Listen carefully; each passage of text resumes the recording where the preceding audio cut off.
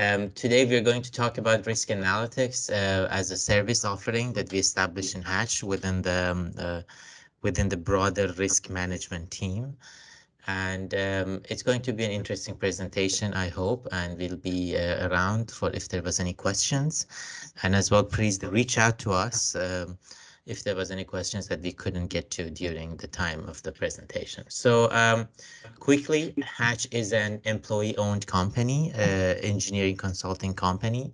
We have projects, we have done projects in about more than 150 countries in the world, more than 6 decades of experience, although through acquisitions that experience goes like way longer. And we have about at any given time an average about $50 billion US in projects. And currently we are 9,000 employee professionals around the world. And these are all are rather global delivery centers in Canada, USA, South America, Africa, and Australia and Asia. So I'm happy to say that we are a proud partner and user of Risk Decisions Predict software. And essentially in all of these locations, we are using Predict, and we are starting to use Predict Connect to make better sense of the data. So going forward, our vision statement is quite important to us in Hatch, and that is that we are passionately committed to the pursuit of the better world through positive change. And we have a certain sets of values as our manifesto that today I want to highlight on innovating as a major and important part of what we do. I think that is very fitting with the theme of the presentation and the slides that we are going to talk about. So we really look to find better ways and more efficient ways in terms of innovating. The other thing that I want to talk about is nurturing long-term relationships, which is how we look at it both with our clients, but as well with our partners in software and other services, which would include Risk Decisions. So let me go forward. Quickly, there's going to be four parts of this presentations.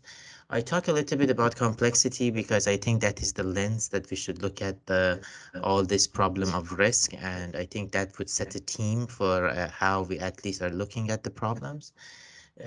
We had came up with what we call the three-layered process to deal with project complexities, and essentially that is our roadmap and compass for risk analytics. We talk about that. Then I will pass it to my good friend and colleague Naveed to review project data representation, which I think would be the most interesting part of the presentation. So please bear with me, and stuff that we are doing kind of and at the frontier of dealing with this type of data.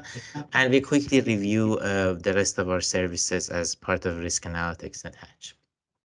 So complexity is a science in the making, right? And it's a very important lens of looking at things, or rather engineering or otherwise problems. Essentially, it has started from the last few decades. Here is a paper from 2000s called Chaos, Complexity, and Entropy, which is a very interesting paper. I just put by a guy named Michael Baranger. I just put the screenshot here. If there was anybody, if anybody was interested to take a little bit more in-depth look. Now, in this paper, they started to enumerate like the rather qualities and properties of a complex system. And they say, like he says that the complex systems are nonlinear. They have they have contained several constituents that are acting nonlinearly. They are interdependent. They span across several scales, and they form emerging behaviors across such scales. And further, he goes to better elaborate that there is some interplay between chaos and non-chaos in complex systems, and as well there is an interplay between cooperation and competition. And if they left isolated, a certain level of disorganization will show up and arrive to its maximum level, which is denoted by entropy, which is essentially a thermodynamics concept. But so these a little bit off topic, but it's important to think of this when we are thinking of projects. And as we are reading through the literature of the project from experts or different talks and others, we kind of feel like the different terminology, like that all the experts are talking about these complexities as they face with different terminologies, like unleashing a monster when a project is sanctioned, or riding an elephant when you're kind of trying to get across the finish line with that project. The idea of things that can go wrong in many, many ways, and the unknown unknowns, things that you don't know, but you should have some reserves for it. And as well, the interplay of different types of uncertainty. So this is interesting because it kind of provides this lens to look at projects as really complex systems. Now, the reason why this complexity exists within projects particularly, we came up with 5 different qualities of projects that are root cause of this complexity. And it is important to either understand them, perhaps to better realize how we deal with the data, including the risk data. So projects are unique, they are multidisciplinary and multi-agent. So not only it involves different engineering disciplines, but as well it involves like people who are proponent and people who are opponent of the projects. They're time intensive, so there is not enough feedback mechanism. You make a decision right now, you get the results of it a few years down the road. They are interdependent and they are highly constrained. So there are certain constraints. Like we did a project up in the Arctic that we could only access to the site 2 months of the year through ice roads. That was like a huge constraint. That was kind of the whole project was revolving around it, right? To the right, there is a little bit of our research that we've done on the data projects that we collect. And it probably needs more annotation, but it goes to say that the distribution of, let's say, the cost overrun data through projects is visually power law, is visually long-tailed, which goes to say that the system as a whole is actually acting as a complex system. So now to deal with this complexity, with this whole new methods of like advanced computing and AI and ML, we kind of believe that we have to divide this problem to several parts. And that is where we propose this 3-layered process. And in all things that we do as far as risk analytics, we sit and divide the problem between these 3 different acts, essentially. So those are representation, learning, and inference. And this has been really taken from the expert systems literature. So that is how an expert system should interact with the world. It has to have a representation, learning, and inference. So we kind of took that idea from computer sciences and we kind of elaborated as what we do within as part of risk analytics. So what are they? Representation is essentially how we represent data for analytics. This is where we rely on risk decisions and predict, right? So how we collect the data and how we keep the data, how these hierarchical structures of the data, of risk data, is important. So learning is like what kind of analytics algorithms we can use to learn for a specific case. And inference is like, now we have learned, now we create a model, how we should use this model to go forward. So there are different ideas that I can talk about any of this. When it comes to representation, expressiveness versus generalizability is a concern. And I think if anything, you guys at Risk Decision would felt have been feeling this trade-off of like how expressive we go and how we have to be generalized to kind of address these complexities when it comes to data structures around risk. There are different scale, and normalization of the data is of quite importance. And again, that goes to say about all these features that are within risk decisions about normalizing cost and such. So these are the main concerns within representation. Uh, Now, when we get to learning, it then becomes feature engineering. What are the things that we can learn from, right? And how we can establish internal and external validity. So, and then there is the idea of inference, which is how we can then now establish generalizability over the data that we have. So, yeah, and we believe this representation, inference, and learning, they kind of have to come together as a within an organizational learning cycle. Like it has to be supported by the organization, and there is a whole lot of organizational factors that really is helping the success of any analytics initiative and outcome. And I am happy to say that in Hatch, we are really taking this seriously. We are essentially having mandate to establish these kind of thinkings and capabilities from the highest level within the organization, and that is how we are fortunate to be able to navigate this interesting lines within business.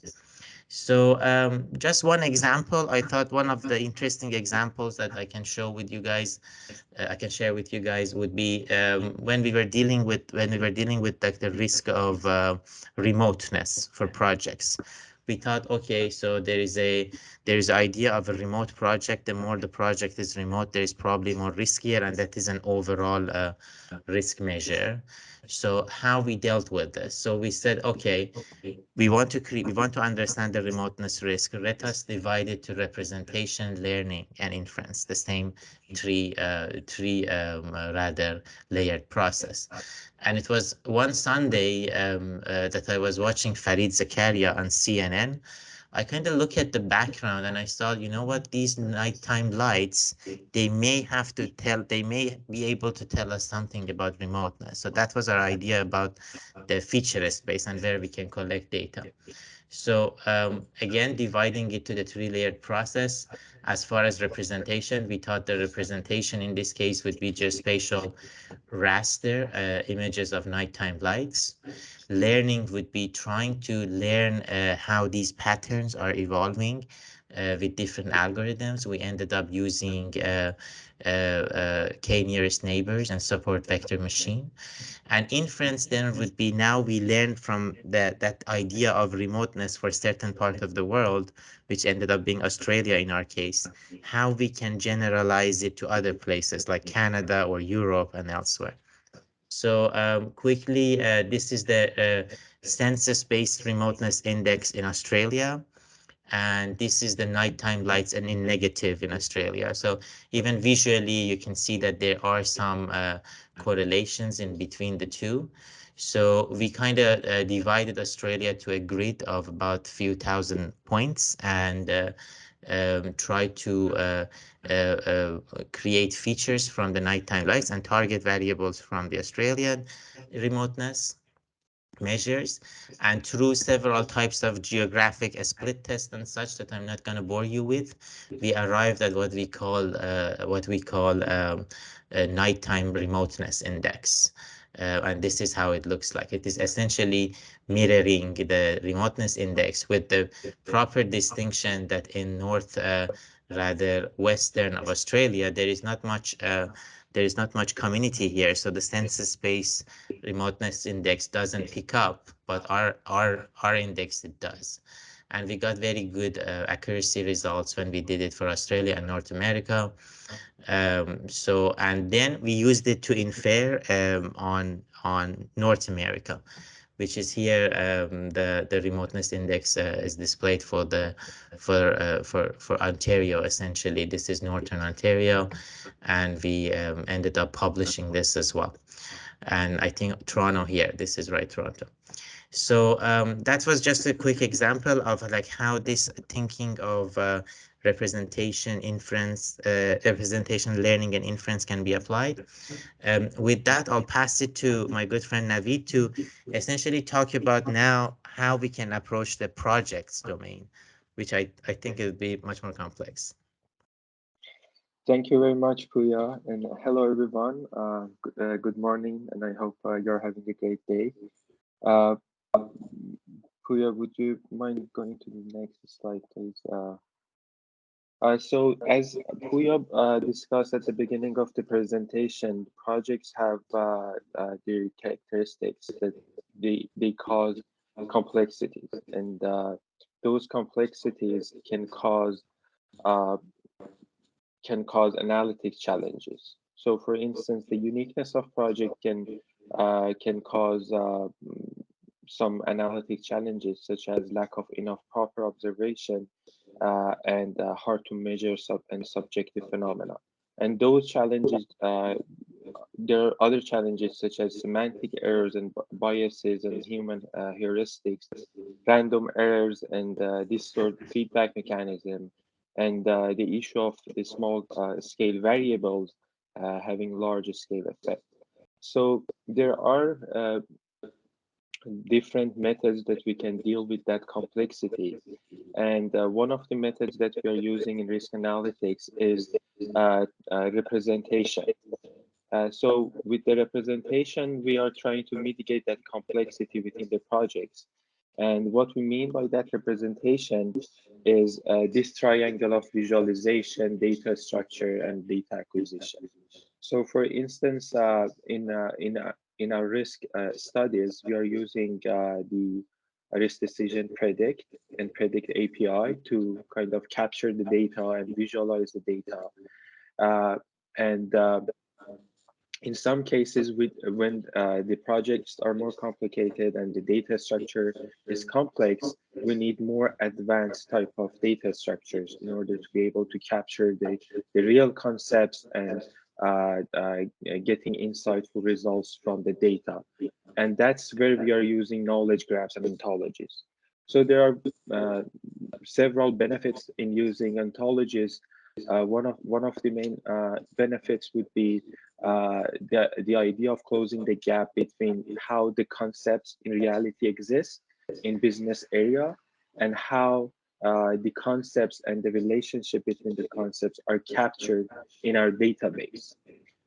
And the second benefit would be the ontologies and knowledge graphs enables us to answer the domain questions and write and run complex queries where we wouldn't, in which we are not be able to do it in traditional databases and infrastructure queries. And the third benefit of using ontologies is enabling us to be connected to the World Wide Web, which is the concept of semantic web and linked data. So having said that, as I said earlier, the first part of this representation concept would be data acquisition and visualization, which we are going to talk about right now. So we are developing different tools in RISC team to visualize the data. One of the tools is the dashboards. So here in risk management team, we are using the risk decision software to capture the project's risk, and by means of the Predicts Connect, we are extracting the data that is stored in the Predicts database and use that data to create and develop dashboards based on our clients' need. So these are some of the examples that we have developed in Power BI. And these are some other examples. I'm not going to go to the details of these graphs, but I would be happy to explain more about them if there was any question later on. So the second part of this representation idea is the knowledge graphs and ontologies, and this is where we are really excited uh, to look at our problems within this concept, which is the concept of ontologies and knowledge graphs. So in the next slide, you will see that this is the complexity that we are usually dealing with when we are doing risk studies.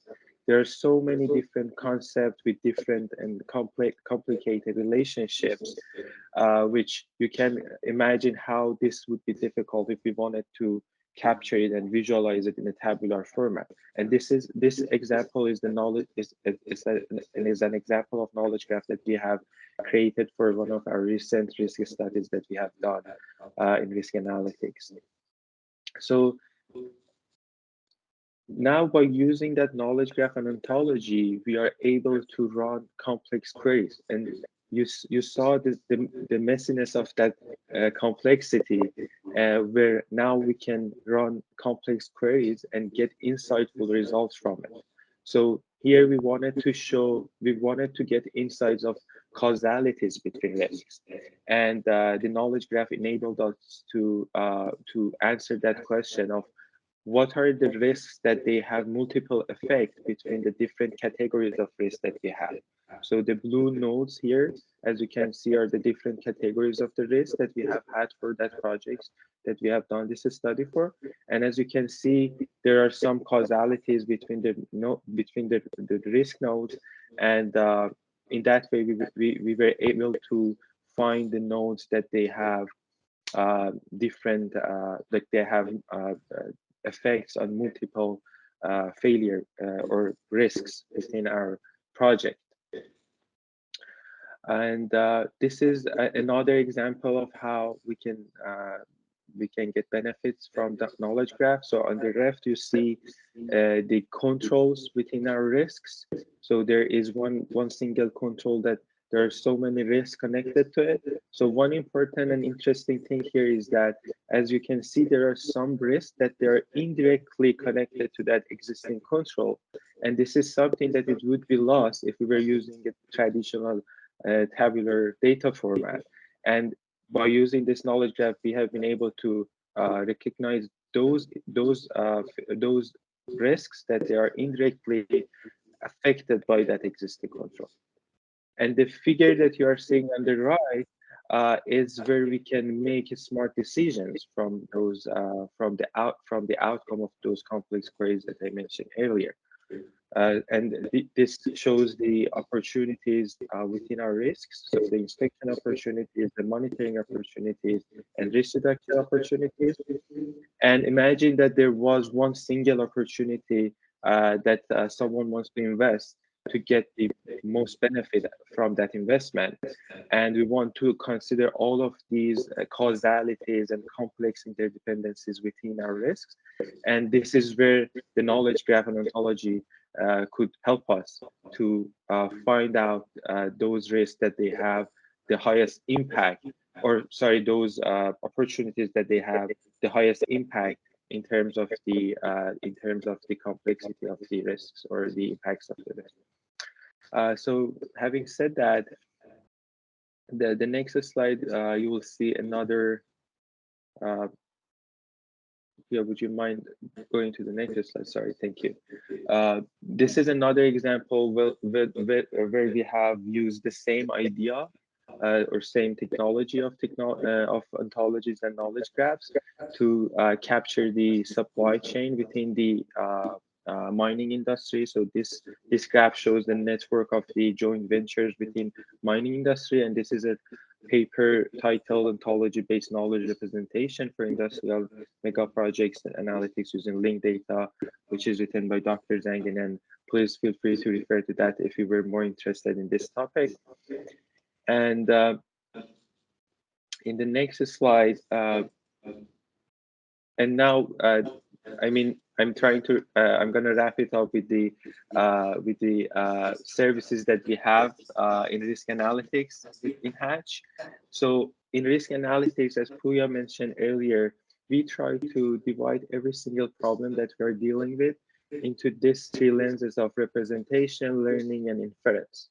So in the problems related to risks, the representation includes events with likelihood and consequences, risk-related data, action owners and profile, and causalities and hierarchical structure. And the learning part include learning conditional probabilities, causalities, and hierarchical structure. And that learning can come from data or expert knowledge. And the inference, by inference, we mean a tailed proposition of problem density function and patterns of riskiness and other behaviors. So here in risk analytics, our services are divided to six main service lines. So in Hatch, we are located under Hatch management team, and our team is called as risk analytics and resilience.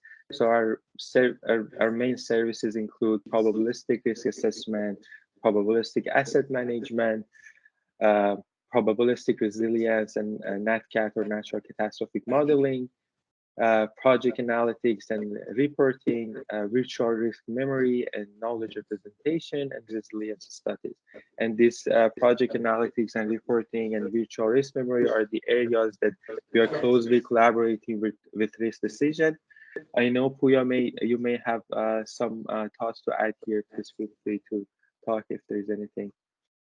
Yes, no, thank you, Naveed. No, that I guess that was it. We are very excited about kind of introducing these services as far as our reach within the different industries goes.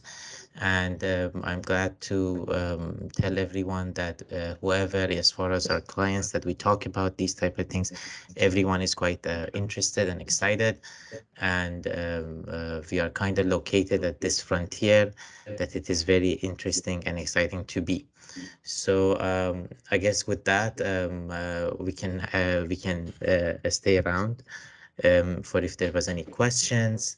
Please visit us at www.hatch.com, and please feel free to reach out to us, to myself, Naveed, and Camelia, who is the champion of risk management within Hatch, if there was any questions, and if we could find areas for further collaborations. Thank you, Naveed and Puya, for a very fascinating presentation. Can I just Unfortunately, we cannot see you guys over there, but and we really miss it. So now, we were hoping that you were there in person, but unfortunately we couldn't, and we are sorry for that. So thank you very much. I found that absolutely fascinating. I think it's a very different industry that these guys work in than many people around the table. And one of the things that I guess I'm interested in is, are you expecting to go out to, I know that you work on behalf of very big mining companies and, as an engineering services firm, are you expecting to go out and work with your customers to be looking at this analytics with them? That is like, so we started this line of service about 1.5 years ago, Val, and I think I remember the first the risk decisions meetings that I attended with you along that time. And in the 1.5 years that we are doing this, we developed these 6 different service lines, and I'm glad to tell to you guys that on all of them, essentially, we are engaged with many of our clients, especially within the mining industry, but as well within the utilities industry, like we do that asset management that Naveed briefly mentioned. We are engaged with a couple of big utilities here in North America, and as well within the infrastructure sector. So essentially within this sphere of let's say engineering, industrial engineering, we are active on all of the sectors that Hatch is active on, which is energy, infrastructures, and mining. And we are getting a whole lot of encouraging support from our clients which is very heartwarming, or it has been, at least so far. We certainly hope it continues. Yeah. Sorry, we just got the fire alarm test going. Oh, there you go. It stops now. We couldn't hear you. Okay. Sorry. Carry on. Yes, yes. So I was just mentioning that it is quite heartwarming to see this support from the industry, as far as our clients are supporting us to continue and engage with us. And we certainly expect for this support to continue, and for risk analytics to become a rather major part of our involvements with our clients. I think one of the things I'm very interested in what you're doing is on decision making around the analytics and looking at visualizations. And it's fascinating. Many of your customers are they're huge, very long-term projects. So many of the mining projects will be, they're putting a lot of money into digitization into these mining assets, because they will be running for possibly decades. So it's quite reasonable to invest a lot of money up front in order to get the maximum out of the, squeezing every single Potential benefit, potential out of those assets. Now, I know Absolutely. that we've got some people around the room who are either starting to use or thinking about using Predict Connect, so they may want to come and talk to you. Do we have any questions around the room? And I might need to, we'll see if you can hear them, the people who are speaking, and if not, then I'll repeat the question. So do we have any questions? No, they're stunned. Oh yeah, well, I've got. How quickly can you get to a useful visualization? Okay, could you hear that? No. Can we get to? Sorry. How quickly can you get to a visualization? So in terms of the knowledge, okay, so I think what Naveed was trying to mention masterfully is that for visualization, we are kind of have it shared between the acquisition type, like when we collect data and we have dashboards and such, and as well the knowledge graph ontology part. This, like creating dashboards, and I'm aware that Risk Decisions as well, the Predict itself has some reporting abilities. It's quite like, once we figure out the code, what we want to present, it's quite fast. The way we are going at it is we are creating, if you will, like an album of different widgets of types of like visualizations that we can create, like custom-made dashboards for every project. However, on the other side, the question becomes how quickly we can kind of complexify the domain that we are dealing with. Now, this thing that Naveed was talking about, it's a risk study that we did, that it had so many different interrelation. It was essentially a system of assets that they could fail into each other and such, right? So it took us, I think, maybe a couple of weeks to kind of decomplexify that. And once we have a structure of the system, which is that ontology, then creating visualization would be knowing what you're looking for and trying to see that pattern within the data. Naveed, do you want to add to that anything?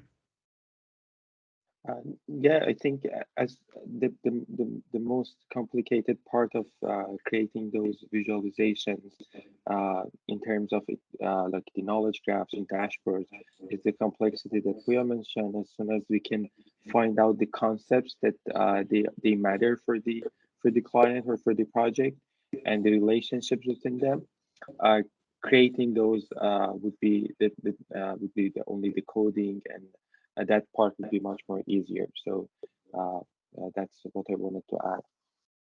Absolutely. One of the questions I had around this is how are you looking at this across multiple projects, across multiple customers, and are they happy with you sort of looking at data across those? That these are very, very big companies, mining companies, for example, you work for. Are you, is that a kind of an understanding across projects, and how do you present that to individual customers? That is a very good question, Val, and that is something, as I mentioned, as far as both representation and learning, we are thinking, and this is essentially one of our rather highest priorities in terms of development as far as like services.